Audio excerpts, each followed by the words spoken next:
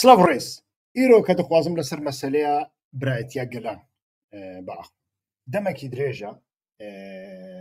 لە باکووری کوردستان لە باشووری کوردستانێژی بە ئاواییەکی دنێ ئەزێ بەحساویژی بکەم شەڕ هەیە لەسەر برایەتیە گەلان و شەڕ هەیە لە سەرڤەیەکی کی برایە کی نەبرایە لە باکوور بە تایبەتیژی پشتی و پارتیا هەدە دەبەرێدا پرۆژەیە خۆ پێشکەش کرد ji بۆی و لە تورکیایە هەوڵ بدەن بە هەڤڕا دەسەڵات و دەسەڵاتداریە بگۆڕینن و دەبەرژەوەندیا هەمی گەلاندابێ دەوردا ئیدی ترس و پانیکێکی پرمەزن کەتە ناوە ئاک پارتی و مەهەپە و حتا مرۆڤ دکارێ بێژە هەنێک جیهەتن ئالێن دەولەتا کورژی و ji بۆی و هەگەر هەدەپە بە هەنێک ئالێن تورکیارە اتفاقێکی وسا چێ بکە ji بۆی گۆڕتنا دەسەڵاتداریە تورکیای بێگومان ئەو ئالی بەریا هەر کەسی divê CHP CHPژی ji بۆی و پارتیەکی سیکۆلارە مرۆڤ دکاری سیکولاریزما CHP ڕەخ نەبکە بێگومان سیکولاریزما کەمال ئەتاتورکژی ڕەخ نەبکە دەواری سیکولاریزمێدا هەنێک خاڵێوانی لاواز هەیە مرۆڤ دکارێ ببێژێک و سیکولاریزما نە ئەو سیکولاریزما ئەوروپایە لێ دیسانجی پارتیاکی هەری مەزن یا تورکیایەک و نەها پارتیا یەکەمینە هەگەر و بە هەدە پێرە برایەتیە گەلان قاش و چێ بکە و دەوردا دێ ماڵە دەوڵەتە تورکیایە بە تایبەتیژی بیرۆکراسیە کلاسیک بە تایبەتیژی کەسێن ستاتوکۆچی و کەسێن ئیسلامچی و ئەو گروپێن ژێرا دەبێژن ئەڤڕاسیاچی و گروپێکی هەری نەژات پەرستن لە تورکیایدا دێ ماڵاوان خراپ ببێت لۆ ماژی پشتی وێ حملەیەک دەست پێ کرد و ئەو حملە پرانی جارنا بە زمان و بە دەوی کوردانڕا تێ ئەنجامداین و برایەتیە گەلان تشتێکی خراپە برایەتیە گەلان ماڵا کوردان خرا دکا بەرێ مەزلوم دۆغان خوا ji بۆی کوردستانە سەربەخۆ شەوتان و هەڤال عەگید ji بۆی کوردستانێکی سەربەخۆ جانێ خۆ فیدا کرد و بوو میعمارێ سەر هەڵدانا شەڕی چەکداری لە کوردستانی داک و دەوڵەتێکی کوردی چێ بکە لێنەها عەبدوڵڵا ئۆجەلانێک هەیە لە قوژبنە زیندانێ لە ئیمرالیە ناخوازێ دەوڵەتە کوردی چێ بکەن ئەو ئالی وسە ئەو ئالێن باکوور ئالێن باشوور چ دەبێژن ئالێن باشوورژی دیسە عینی ئەوژی گروپێن ئیسلامچینە ئێخوانینە سەلەفینە ئەوژی دەبێژن براتی تەنێ ئەو کەسە کو باوەڕدار یعنی کەسێکی باوەڕیاوی بە دینێتە هەبە نە تەنێ دینژی مەزهەبێتە هەبە جا ئیخوانی بی ئیخوانی سەلەفی بی سەلەفی سونی بی سونی یعنی ئەو لە گۆڕیوان شیعەژی بەقاسی و مسلمانن نەبرایوان یعنی کەسێک لەسەر مەزهەباتە بە ئەو دەبێژن ئەو برایە و ئەو ئیخوانە ئەو دچن سەرچە دچن سەر کۆکە سوورەت الحجرات إنما المؤمنون أخوة فأصلحوا بين أخويكم واتقوا الله لعلكم ترحمون ئەو سوورەت لە سوورەتە حجرات ئەس باوەڕم هێژمار دەهە کا بزانم چێکێکی بکەم هێژمار دەهە بەڵێ هێژمار دە لە سوورەتە الحجراتدا هاتیە یعنی کی برایە لێ کە ئەم لێ بنەڕێن ئەو یەک وسایە ئانا ئەو ئارگومنتە ئیسلامچی و ئیسلامی سیاسی بە تایبەتیژی بەکارتین چقاسی ڕاستە ئەم دێ لەسەر وەیەکەیە بسە یعنی تشت بەرەواژینە لە باشووری کوردستانی ڕاستە ڕاست ئەو حەملە ژعالیە کەسێن ئیسلامی چتێکردن و دژی ناسنامەیانەتەوەی یا کوردانە یعنی تو کوردی نەکوردی نەغەما منە تو نەبرایە منیش خۆ کەسێک و لەسەر مەزهەبا من بێ سونی بێ ئەو برایە منە ئەو مەسەلە ئەوە من بەرێژ داژی وەکریا کو ئەف هەنێک جارنا نەک هەنێک جارنا گەلێک جارنا بە ناسنامەیە ناسیۆنالیزما کوردی کوردایەتیڕە دەبا یەک مەسەلەن کوردێمە گەلێک جارنا دەبێژن نەتەوی قاش و نەتەوی بوون یەک نەتەوە یەک معنیاوی هەیە و یەک ڕەنگێوی هەیە ئیسلامیان سیاسی و کوردن ئەردۆغانجی یەن نەتەویژی عینی وسا دەبێژن قاش و برایەتی یەک ڕەنگێوی هەیە لێ نەوسایە نها مثلا كردایەتی من بەرێ داژی لە هەنێک بەرنامەیان ڕاگوتیا نەها نزانم مایە نەمایە لێبەرێ کەسێن و دوچوون هەولێرێ دەبوون ملتەجی داخوازیە ئیزنا کار ئاژی ئیزنا ماینێ دەکردن لە ئاساییشێ فۆرمەک دەستان دەوێ فۆرمەدا گەل لە تشت هەبوون و ئاگاهی ژوان دەخواستن ناوێتەوە پاش ناوێتەوە تو لەکو لە دایوی و تەچت خوێندیا پشت ڕاژی دەهات سەر ئۆلێتە چیە تەدەگوت ئیسلام و پشت ڕاژی لیستێک تێدا هەبوو ناوێ هەمی مەزهبان تێدا بوو لێ مەزهبە سنی تێدا نەبوو ئەو یەک چ نیشانی مەدەدا نیشانی مەدەدا کو ناسنامەیە ناسیۆنالیزمە کوردی کوردایەتی سنیە و من گەلێک جار ناژی گوت ئەو ئارگومنت ئانی لۆماژی لە شەنگالێ سنی نەهاتن پاراستن بە قاسی 20,000 پێشمەرگێن کوردێن سنی لەوەر بوون ئێزیدی نەهاتن پاراستن ببووری ئێزیدی نەهاتن پاراستن کەسێکی بێگومان ڕۆیەکی چایەکی ئێزیدیان نەخواش بووی و پیسە خواردنەکی وان نەخواش بووی و پیسە نەچە ماڵاوان ژ بووی و بهێنێکی پیس ژێتێ بێگومان ناچە خۆش بووی وان بدێ کوشت نەکرد کا ئەم وەرن سەر مژارەخوا برایەتیە گەلان ئەو برایەتی کە ئەم ئیرۆ لە هەف دەربینن و ئەم بزانە بن کە برایەتی چەوە نەها برایەتی لە زمانی عەرەبی الإخوة يعني جبوي كو أو برايتيا لا قرآني هاتيا كو هم نتوى پرستين كرد إن أردوغانجي بكارتين وك أرغمانتكي هم إسلام سياسي كرد وك أرغمانتك بكارتين مروف دكاري فقري بأضايكي أكاديمي لبيفا الإخوة لزماني عربي بنري لزمانی عربی دا لجموع اینترنت هەیە گوگل هەیە ویکیپیدیا هەیە هون دکارن لە فەرهەنگێن زانستیە زمانی عربی بنەڕن لە زمانی عربی ژکیرە تێگوتن برا الإخوة ئەخو یەک بەریا هەر تشتی وەک هەمی دنیای دەبێژە کەسێک و لە دایک و باوەکی بن یعنی دوو کەس هەگەر و لە دایک و باوەکی بن وانە برانە لێ براتی نەتەنێ ئەوە وەک من گوت چۆوە نەتەوی بوون نەتەنێ تشتەکە نەتەنێ یەک کاتەگۆریەوی هەیە گەلک کاتەگۆریەنوی هەنە برایەتیش گەلک کاتەگۆریەوی هەنە ئەو یەک ژوان کاتەگۆریانە برا ئەوەکو برا ئەونکو لە دایک و باوەکی بن ژوان ڕاتێگوتن برا ئەو برای خوینیە یادنێ کەسێک کو لە کاردا بەتەڕە کار بکە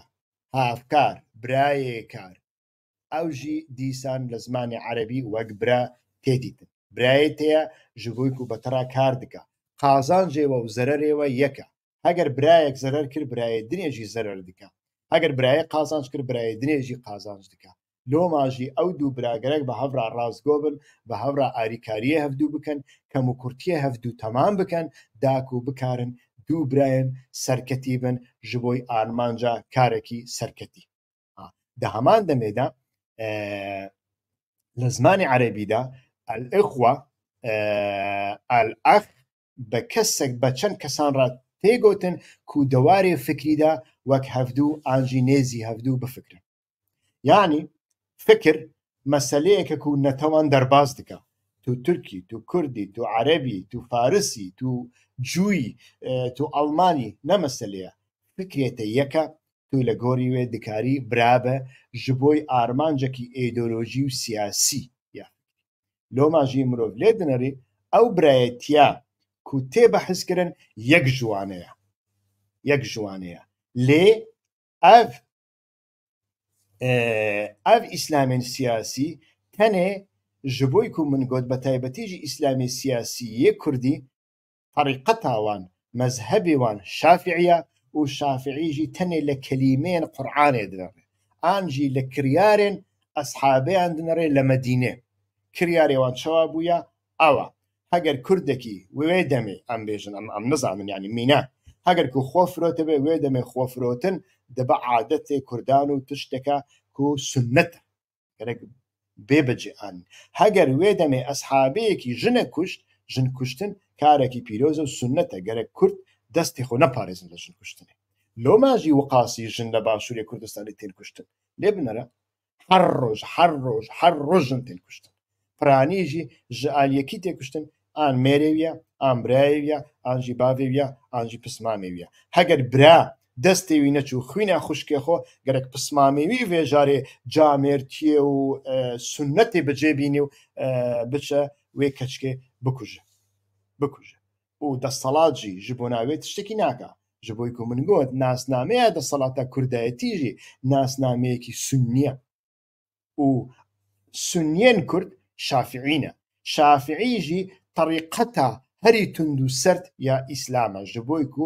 ڕێک ji بۆی فکراندنێ ji بۆی ڕەخنیان نایێنێ هەر کەسێکی ڕەخنە بکە کافرە مخاب ئەف نەریت نەتەنێ دەناوە پارتیین ئیسلامیدا نەتەنێ دەناوە جڤاکە ئیسلامیدا نەتەنێن دەناوە چینێ ژۆر یا ئیسلامی یا کورداندا دەناوە چینێن سیاسیداژی حتا جەیەکی هاتیە بەجێکرا ما لێ دنەری بەرێ پارتیین سیاسی کۆمۆنیستە دەبێ باوەڕێ من بە ئۆڵ نینە باوەڕێ من بە خودا نینە حەنەکە خۆ پێدەکردن بە خودا لێدا هەمان دەمێدا مرۆڤێ من هەبوویە بەرێدا ڕەخنەیە غۆڕباتشۆف کریە لە ساڵە 1970 ئەو گرتنە گوتنەتە چما غۆڕباتشۆف ڕەخنە دەکەی غۆڕباتشۆف کەسێکی پیرۆزە سەرۆکێ پارتیا کۆمۆنیستێ سۆڤیەتێ و یعنی سەرۆکی هەمی جیهانی چۆوە ڕەجەب تەیب ئەردۆغان سەرۆکی هەمی جیهانێ سەرۆکی ئیخوانانە کو تشتێکی ji بۆی ئیخوانان و ji بۆی فەڵەستینیان ناکە ژگەینی قژغەینی قێرە ئەوژی دەگوتن غۆڕباتشۆف پیرۆزە دە چما ئەو تشتێکی وسەرکردی ئەو پیرۆزیژی تشتێکی پڕپڕ مەترسیدارە دەناوا کورداندا لە هەر جەیەکی پیرۆزی هەبە سەرۆک پیرۆز بێ پارتی پیرۆز بێ پێشمەرگە و گەریلا و چەکدار پیرۆز بن دەوردا فکراندن دمرە فکر دمرە تشتێک نامینێ بە ناوێ فکر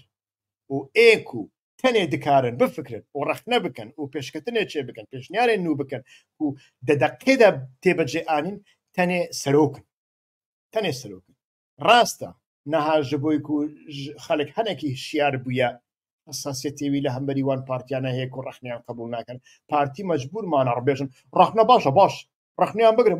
حرمەتی مەجێڕایە ڕەخنە باشە لێ دە پراکتیکدا نەوسای دە پراکتیکدا تەنێ مەسعود بارزانی دکاری پەدەکە ڕەخنە بکە تەنێ مەسعود بارزانی دکاری پەدەکە بگۆڕینێ نێچیروانژی نکارێ مەسرۆژی نکارێ دەناوە یەکەتیە تەنێ مامجلال دکاری گۆتنان چێ بکە گاواک و مامجلال ناسیۆنالیست بوو دگوت کەرکووک قودسی کوردستانە یان کەرکووک کوردستانە یانجی ئەمێ بمرن وێ دەمێ هەر کەس چەپک لێ دەخستن لێگاواک و مامجلال هەنێکی مەزنتر بوو و چووناوە سیاسەتە عراقی و بوو سەرۆک کۆماری عراقی و ڕیالیتەیە سیاسی دیت و ئەو تشتە ڕاستە تشتێکی دنێگوت دیسانجی هەمی یەکەتیان چەپک لێ خستن دەناوە پەکێکێدا عەینەن وسە سەرۆک مقدسە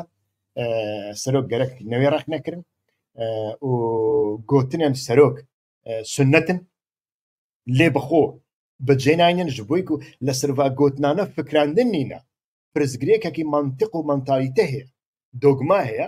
ji aliyekî re xıyanetê bê fikrê dike ji aliyekî dinê re heger ku kesek nîqaşek kir da ku ew fikir pêk were an jî ew fikir çi qasî mumkîn e li ku mumkîn e li kîjan demê da mumkîn e çawa mumkîn e pêk were rex nekir wê demê rûberiyê wî dibin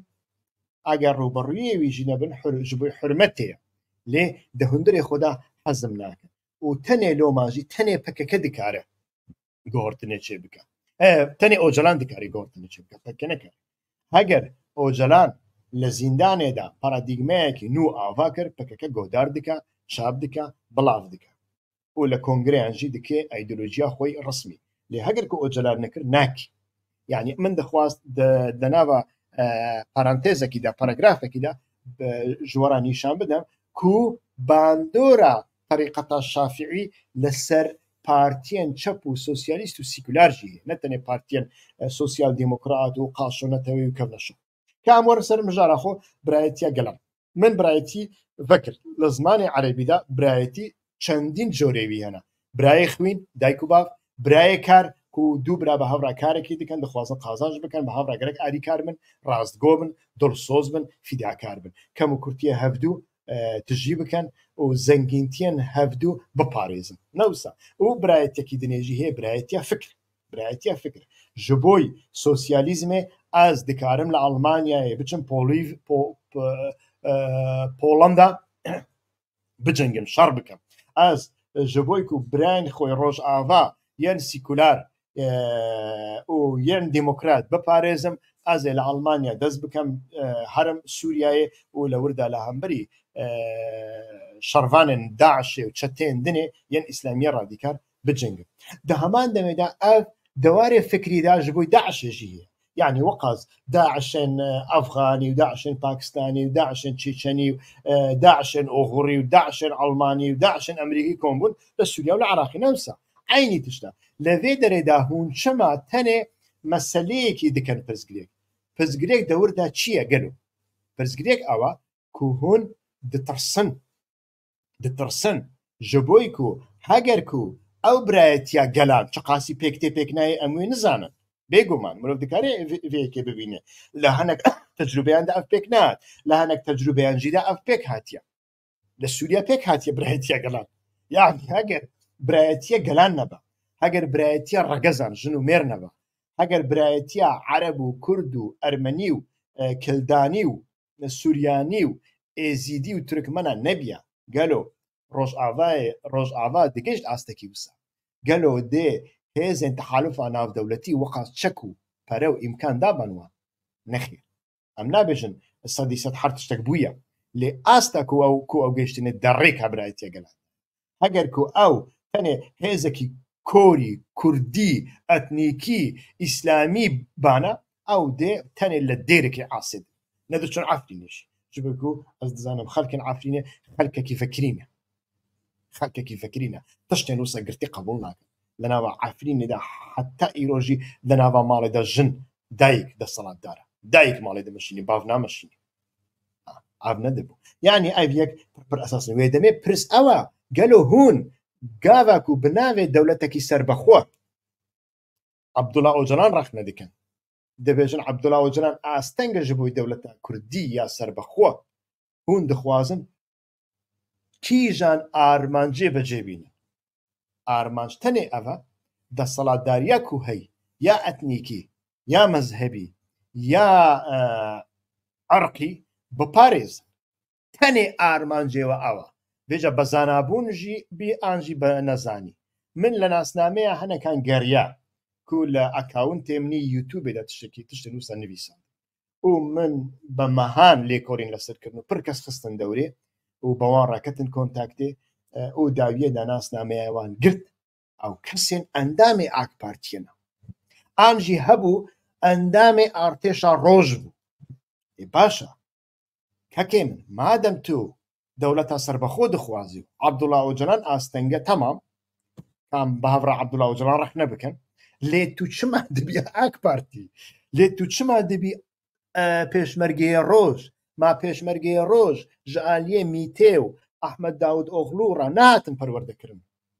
ماس ئیرۆ ئارتێشە تورکیا کو لە کوردستانە عراقیدا ئۆپەراسیۆنان ئەنجام دەدام ستبێ هەگەر کو زستان و بەرف هات ئەو ئارتێژ ترسە گەریلایەن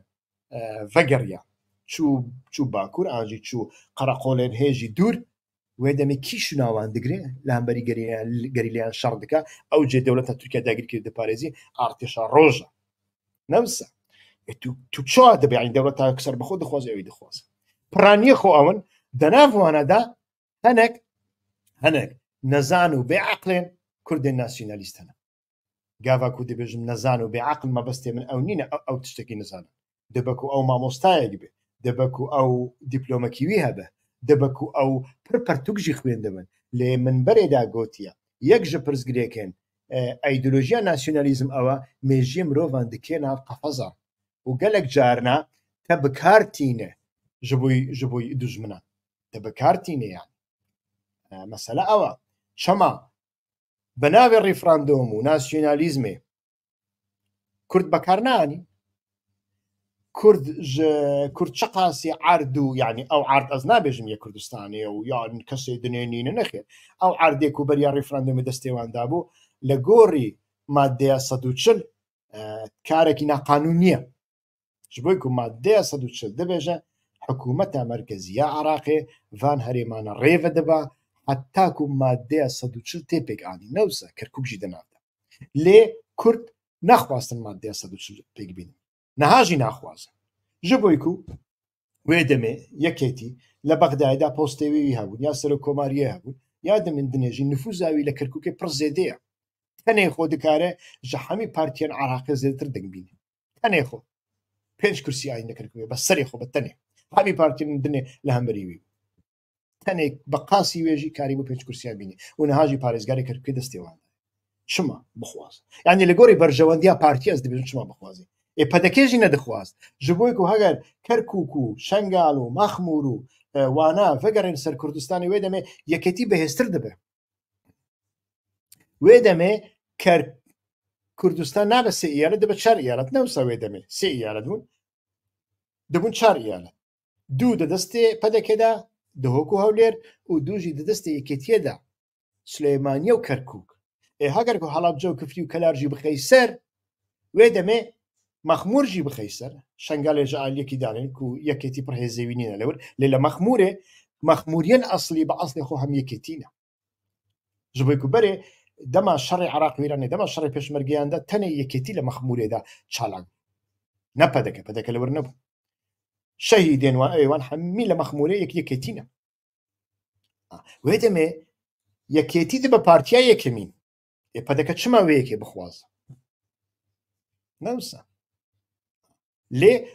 ود خابين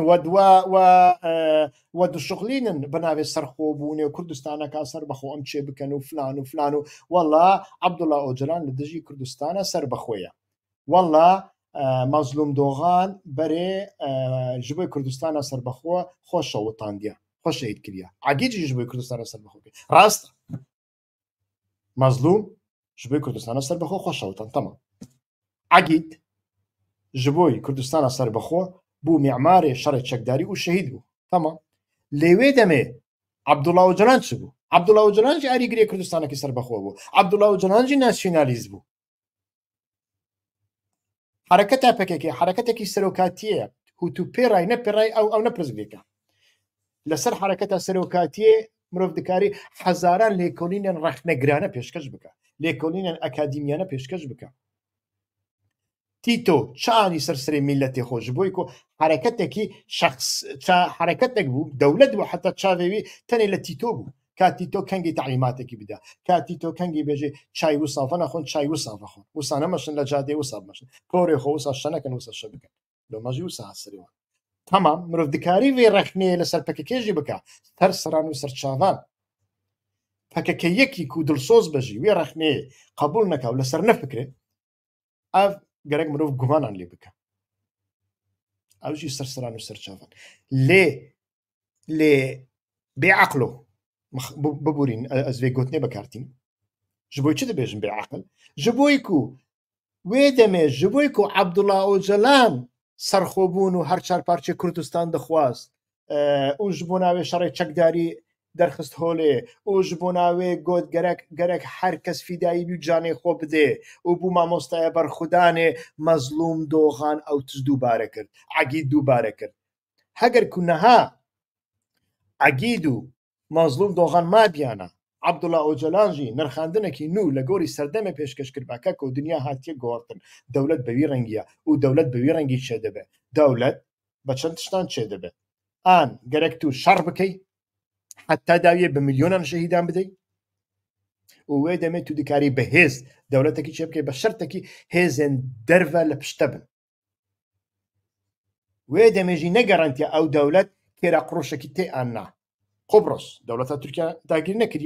نەکریە دەولەت لێ قبرسیەک دکارە بێ بروکسلێ پێش دەقیان چایەکی بەخوا دکارە بێ بخوینێ لێ قبرسا ڕۆ هەر ڕۆژ تێبروکسلێ لە زانینگەهەیە دەخوینێ کار ڤەدیکا کارسازی ڤەدیکا و ڕەوشاوانی ئابووری پڕ باشە لێ قبرسە تورکان بنرە کێرا قڕۆشێکی نایە ژغێنی تورکیای کەس ئاعتراف پێ ناکە ئەزەربایجانێ دۆستێ تورکیای برای خوینێ قاشۆ ئاعتراف پێ ناکە نەوسە کیژان دەولەتێن تورک اعترافێ بە قبرسە تورکیای دیکە قازاقستان کرکستان تورکمەنستان کەس اعتراف پێ ناکە ji bo ku netewe li serdema nû de ne neteweye klasîk e birayetiya xwîn birayetiya snûran netewe berjewendiye berjewendî netewê çê dike muessese netewe çê dike netewe wek 100 sala berê çê nabe rast e îraniyan wisa çêkir Türkan jî wisa çêkir bavek ji xwe re çêkirin Atatürk dibe Kurûj dibe Şayê Îranê dibe عربên Siûdî Ereban çêkir Abdulazîz El Saûd tamam lê devê 100 salê de vê yekê çê nabe gelo heger Abdullah Öcalan ev yek gotibiya عقید و مظلوم دوغان لە هەمبەری وی چی دەکردن گوتن نەخێر ئاپۆ ئەم سەرخۆبوونێ دەخوازن نەوسایە لە کۆنگرەیە هەفتە گاڤک و جارە یەکەمین ئۆجەلان بەحساڤەیەکێ کرد ئەو خستە ڕۆژەڤێ کو سەرخۆبوون کارێکی وسایە دەبک و مرۆڤێن مەجڤاکێنمە هەم جاهیل بکە هەم ببێ ئیمحایێ قەتل عامێ جینۆسایدێ و ئەنجامێ ویژی نینە گەرەک ئەڤیەک بە ئاڤایەکی دنێ بێ چارەسەرکردن دەریێن دنێ نێنگرتن وێ دەمێ لە کۆنگرەیە هەفتێ کەسێکی کو ئەعتراز بکە نەبوو ئیان کو دەبێژن ئەم ji بۆی سەرخۆبوونێ چوون ناوپەکێکێ و ئەم ji بۆی دەولەتە سربەخۆشی ji ناوپەکێکێ دەرکەتنە ئەم نەهاتچوونە جەم ئاپێ کاک مەسعود بارزانی درەوان دکەن من ڕوو بە ڕوو بۆوان ڕاگوتێ درەوان دکەن لە کۆنگرەیە هەفتێ توژی هەبووی هەگەر کووت و لە کۆنگرێ نەبووی دوو ڕۆژ پشتی کۆنگرێ ئەنجامێ کۆنگرێ شترا نەخوێندن لە جوینێ تێعتراز کرد تێعتراز نەکرد یەک هەڤاڵ هەبوو ئەس باوەڕێم خەڵکێ دێرسمێ بوو و لە دێرسمێژی بوو ناوی عیسا بوو ئەو هەڤاڵی ئەعتراز کردی لە دیرۆکاپەکەکێدا گوتیە کاکۆ باوەڕیە من بە چارەسەریە نینە بە دەولەتە تورکیایەڕە لۆماژی ئەس حتا داویە لە دەرسمێ دەمینم و حتا داویە شەڕ دکەم گوتنێ خۆشی بەجێ ئانی لەور شارکەش شەهید بوو گاڤک و شەهید بوو ئەس باوەڕم من لە ئەرشیفا پەکێکێنەڕی مراد قڕێڵان فەرماندارێ هەپەگێ ئەو هەڤاڵ عیسا بە شەهید لە قەڵەمدایە هەگەر تو برای ئاکەپەلی برای دەولەت باخچەلی برای نەتەوە پەرسک و خزمەتێ ئاکپارتیە و دەولەت باخچەلیە دکێ هەگەر تو دەولەتە سەربەخۆ دخوازە ڕێکە هەرە سەرەکە ئەوە کوتو بچی لە چیە شەڕ بکەی تو نێ ئەمستەردام تو نێ بڕۆکسلێ تو نێ پاریسێ نێ لۆندنێ لەور دەولەت چێنابە تو چی دکەی لە ئەمستەردامێ دەولەت بە شەڕ چێ دەبێنە لە کیژان شەڕ تێدا وەرە ژمە ڕابێژە چاوە بە سیاسەت دەولەتە کوردی چێ دەبێ چێ نابێ شەرت و مەرجێن بارزانی خواست بە ڕێکا سیاسی ڕیفراندۆم چێکرد دەولەتە چێ بکە چێ بوو متفقی هەمی دنیای بوو متفقی هەمی ئەمریکای بوو کیژان متفقی ژیوی قبول کرد تەنێ نەتەنیاهۆ نە ئیسرائیل ها بیرۆکراسیا ئیسرائیلیان تەنێ نەتەنیاهۆ جار ناجار غاز دەداوی لێگابەکۆ هات سرێوی نەتەنیاهۆ باوی نەتەنیاهۆ ئیسرائیلیەک نهات هاوارەوی هەگەر بخواستبان حتا حاجی عمران و زاخوێ نەدەسەکنین ئەو شەڕێک و دەبێژن شەڕی پردێژی شەڕێکی درەوە ئەو لە زمانی سۆرانیدا دەبێژن قونە شەڕ چییە تو دزانی دژمنێتە حتاکی دەرێت تێ و تو ji بۆی کو سینەمایەکی چێکەی نیشانی خەڵکێ بدەی و خەڵکێ بدەی کەرکردن بێژی کامە شەڕ کرد من لەوردا سەکناندن دچی لەور دوسێ فیشەکان داویشی وێ دەمێ ji پەدێکی ڕاگۆتن هەگەر کو تو هۆن ڕێفراندۆمێ چێ بکەن بە تایبەتی لە کەرکووکێ دێ ئارتێشە عراقی وەرێ ئەمریکیان ژەڕاگۆ ئەم ژۆرە تشتێکی ناکە لێ وەرێ لێ حتا پردێ وەرێ ji بۆی کو پردێ حتا مادەیە 140 پشتی پردێ ئێدی هەرێما کوردستانی بەڕسمی پشت ئالیە دنێ مادەیە سناکۆکە ئارتێشە عراقی لەور سەکنی و ئەوژی لەور دووسێ تۆپ هاویتن دووسێ بیسفینگ هاویتن و ئارپیجی هاویتن گوتن مە لەور داستانێک تۆمار کردی ئەو بۆ مەسەلەکە و چما خۆ بە عاقل دکەن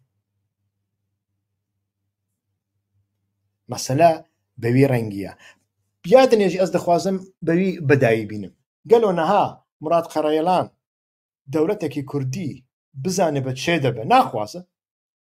مەزلوم عەبدی ناخوازە ئانجی دوڕان قاڵقان و جەمیل بایەق ناخوازن چوا ناخوازن دەخوازن لە تونێلان بن لە تونێلان بمرن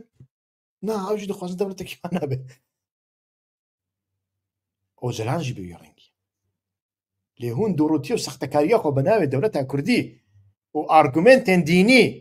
ئارگومنتێن مەزهبی تینن ئەو نەڕاستە دەناوا برایاندا برایەتیا گەلانژی هەیە برایەتیا خوێنێژی هەیە برایەتیا کارژی هەیە یێدنێ ئەو تەفسیری قورئانی کو من نیشاندا تەنێ ji بۆی طریقەتە شافعی مەشروعە ji بۆی ku طریقەتە شافعی ji مسلمانên سەلفی ئێن سیاسیین کورد بێژن ji غەینی مسلمانên کورد کەس برایەوە نینە هەگەر کوردێک نەمسلمان بوو تورکیا سرێوی ژێ کرد هون دەنگی خۆ پێڕانەکە لۆمانژینە ها تورکیا لە مەتینان گوندە شەوتینە جادەیان تێک دەدا دارستانان دەبڕێ نەخەماوانە لێ وەلێنەڕی لە ئۆینێ هێویدارم ئەس باوەڕکەم کەس وانە گۆدار ناکە لێ یعنی کەسێکی وانە بەجددی ناگرێ دەناوانەدا کەسێن مینە ئیبراهیم خەلیل باران ژیانی ئەس نابێژم ها ببووری ئەس نابێژم ئیبراهیم خەلیل باران لە کاتەگۆریا ئاک پارتی و مەهەپێدایە ئەو بەدەستی ئاک پارتی و مەهەپێ هاتیە زیندانی کردن شکنجە کشاندیە لێ ئەس فکرێوی گوت و بێژ دکەم بە ڕێزداری بەشی ji bo ku li ser meseleya fikir mirov gerek li hemberî kesê beramberî xwe beedeb be lê ez beedeb nabim li hemberî kesekî ku endamê AK Partiya dibêjî Abdullah Öcalan xıyanet li mezlûm dogan kiriye na mezlûm dogan neha mabiya ew jî wek Duran Qalqan û Mustafa Qaraso û Cemîl Bayek gotinên Abdullah Öcalan dubare dikir ji bo ku hereketa PKK wisa hereketekî serokatiye و ئەو سەرۆکاتی وەک مؤسسە دەبینن تو ڕەخ نەدەکەی ئەس ڕەخ نەدەکەم گەلێک تشت هەنا ئەس ڕەخ نەدەکەم چما ڕەخ نەدەکەم ئەس دژی ئاپۆمە نا ئەس نەدژی ئاپۆمە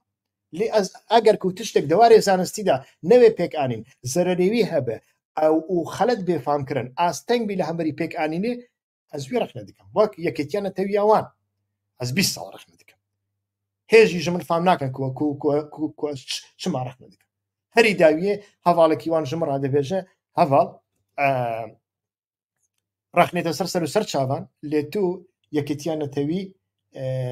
خەلەت فام کرد یەکێتیانەتەویامە ji بۆی ku یەکێتیانەتەویامە یەک ڕەنگ نینە میلەتێن دنێژی تێدانە میلەتێن کوردستانی هەمی تێدانە سەرسەران و سەر چاوان ئەژی تێدان ئەژی دزانم حرەکەتا پەکەکە ji بۆی ئێزیدیان ji بۆی تورکمەنان ji بۆی عەرەبێن کوردستانی ji بۆی کردانیان ji بۆی کەسێن غەیری مسلمان حرەکەتێکی هەری بە تۆلێرانسە ئەزوی دزانم لێ دە پراکتیکێدا وسا چێ نابێ ji بۆی ku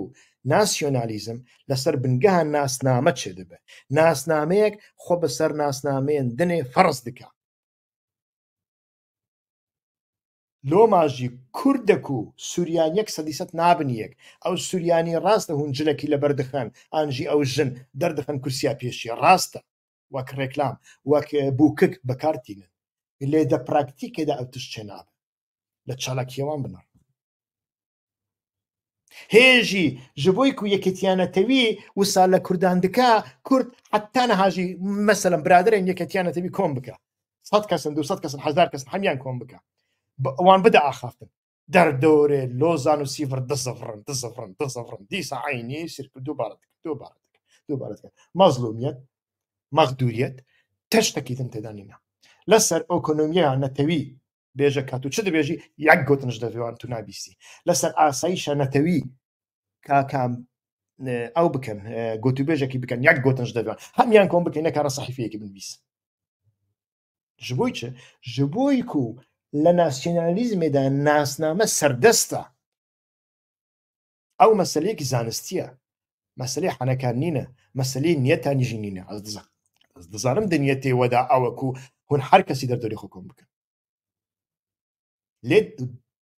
dewarê fikrî de pirsgirêkan ji wera çê dike niha jî alîgirên pekekê yên Îranê gava ku behsa Îranê dikin Îranê dagîr kir yewka ku Îran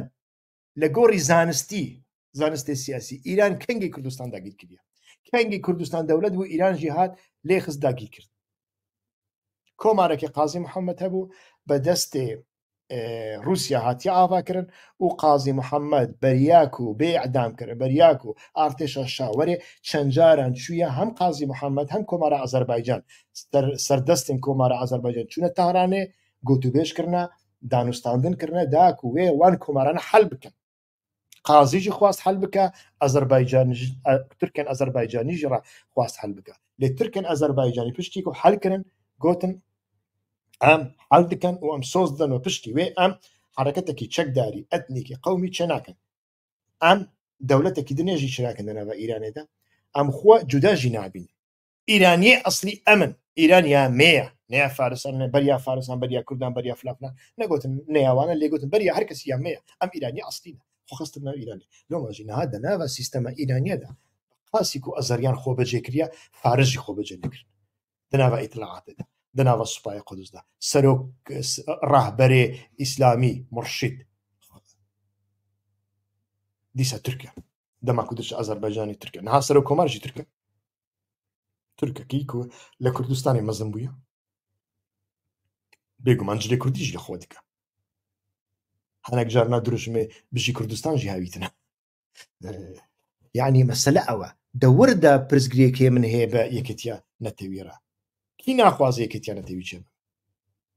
بێگومان بەریا هەرکەسی گەرەک یەکەتیان نەتەوی چێ یەکیتیان نەتەوی چێ بە لێ یەکەتیان نەتەوی هەنێک پرزگرێک تێدا هەنە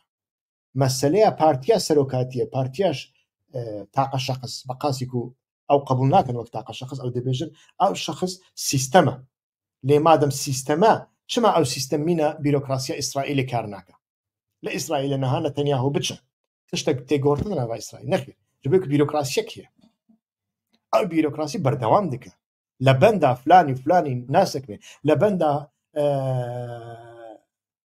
حەزرەتی سولەیمان و حەزرەتی یعقوب ناسەکنێک و معجزەیەکی ژوانڕاچێکە لە هەمبەری موساژی ناسەکنێک و بەحرێ ژوانڕا بکەی دوو پارچە ji بۆی ku نەتەوە دە سەد ساڵە بیست و یەکێدا لەسەر بنگەها ئەفسانەیان چێنابێ لەسەر بنگەهەیە ئەفسانەیان کاوێ ئاسنگەر نەتەوە چێنابکەکو لەسەر بنگەهاوی چێنابە و تو بە مناسەبەتاک و ڕۆژاک و بەڕێز عەبدوڵڵا ئۆجەلان ئایە جیهانێ بێبەخت هاتیە دەرباسکردن تو بچی لە بڕوکسلێ ئینسانان مەجبور بکەی بە ڕۆژی بن ئەو دەبە تەریقەت وان ئینسانە ناچار مەکە بە ڕۆژی بن وان ئینسانە ناچار بکە بفکرن ڕێکە پێشیاوان بکە بلا قوتیک و مقدسات و قوتیکەن ڕەش و پیرۆزی و ئەفسانە دەرنەکەون پێشی لێمە چ دکرد دەوێ دەمێدا مەسەلەن هەم ئینسان بە ڕۆژی دکردن هەمژی دوچون دووسێ شەکر و دووسێ شەکرۆک و باقلاوە دانین دەخستن ناو پاکەتێکی دەدان زارۆکەی دو ساڵی دەگوتن ئەو هەدیە ئاپوەیە ژە ئیمران گەشتڕانیە دەگوتن ئەو ئینسان دەبێ پەکەکە یەکی ڕاست و ڕاست داویە مەلێنەری ئەو زارۆک نەبوو پەکەکە کوردیژی فێر نەبوو بە تورکیژی داخفە چۆب بەوان ئەفسانەیان دەنەتەوە لە 100 ساڵە 21 چێنابێ ئەس دەخوازم وی ببێژم هێویدارم ئەو پرۆگرام سوودەوی هەبێ لە کەرەماخۆ ئەس گازنجی خۆ بەردەوام دکەم لە کەرەماخۆ هەوڵ بدەن ئەو کەناڵامە مەزن بکەن بەمەرە بلا ئینسان لێ بنەڕن بلا ئینسانێن جودا لێ بنەڕن ئینسانی بەرەواژی فکرێ من دفکرن برا لێ بنەڕن برا ئارگومنتی خۆ بە ئەدەبانە بنویسن یعنی گوتنێن بێمەعنا و ئیفتڕیان نەکەن و لەسەر ئاکاونتێ منژی حقارەتی لە شەخسێن دنێ نەکەن لە سەرکردێن دنێ نەکەن ڕەخنە بگرە سەرسەران و سەر چاوان ڕەخنەیەکی بە ئەدەب بگرە لە منژی بگرە سەرسەران و سەر چاوان لێ حقارەتێ نەکەن لەکرەما خۆ هەوڵ بدەن ئەس پەرە ژوە ناخوازن پرێ من هەنە لێ دەما من پڕ کێمە ئەس دەچم کۆرسە موزیکایە کلارینێت دەعالمە ئەزێ چەند ڕۆژی دەنێ کلارینێتژی ژۆرە لێ بخەم زارۆکێ من هەنە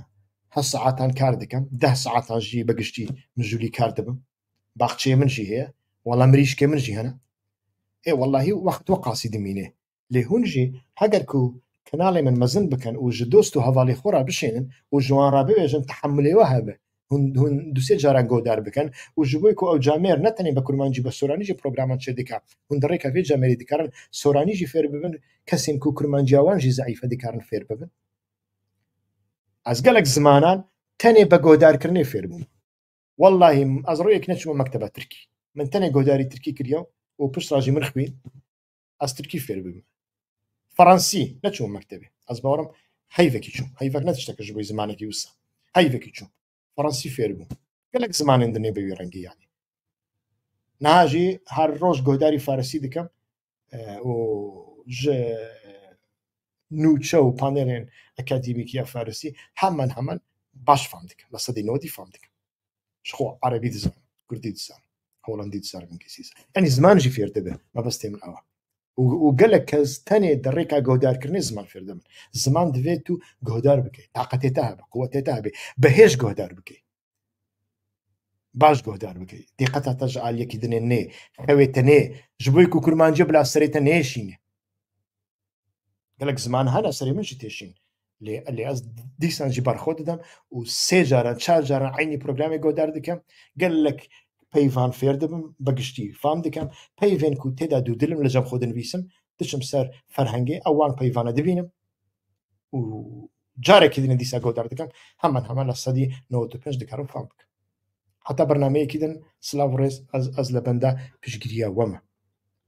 dem baş